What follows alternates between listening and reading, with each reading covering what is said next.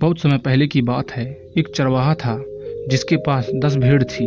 वह रोज उन्हें चराने ले जाता था और शाम को बाड़े में डाल देता था। सब कुछ ठीक चल रहा था कि एक सुबह जब वह चरवाहा भेड़ें निकाल रहा था तब उसने देखा कि बाड़े में से एक भेड़ गायब है। चरवाहा इधर उधर देखने लगा। बाड़ा कहीं से टूटा नहीं था और कटीले तारों की वजह से इस बात का कोई भी संभावना नहीं थी कि वह बाहर से कोई जंगली जानवर अंदर ही आया हो और भेड़ उठाकर ले गया हो।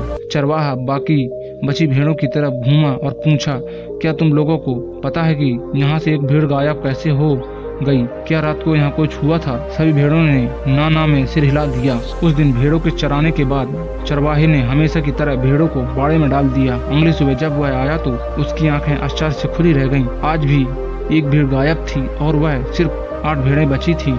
इस बार भी चरवाहे को कुछ समझ नहीं आया कि यह भेड़ कहाँ गायब हो गई।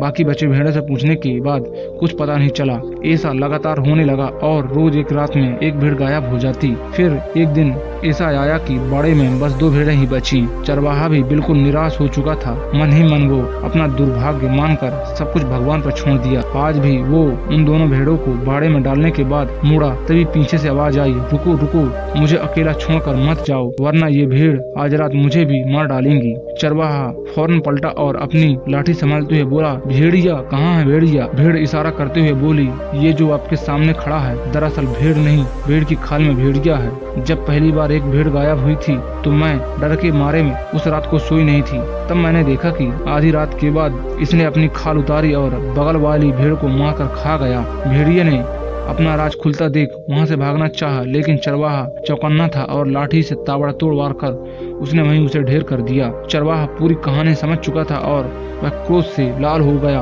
उसने भेड़ से चीखते हुए पूछा, जब तुम ये बात जानते थे तो पहले से मुझे क्यों नहीं बताया? भेड़ शर्मिंदा हुए बोली, मैं उसके भयानक रूप को देखकर अंदर ही अंदर डरी हुई थी। मेरी सच बोलने की हिम्मत ही नहीं हुई। मैंने सोचा कि शायद 1-2 भेड़ खाने के बाद वह अपने आप ही यहाँ से चला जाएगा, पर बात बढ़ते बढ़ते मेरी जान तक आ गई और अब अपनी जान बचाने का मेरे पास एक ही चारा था, हिम्मत करके सच बोलना।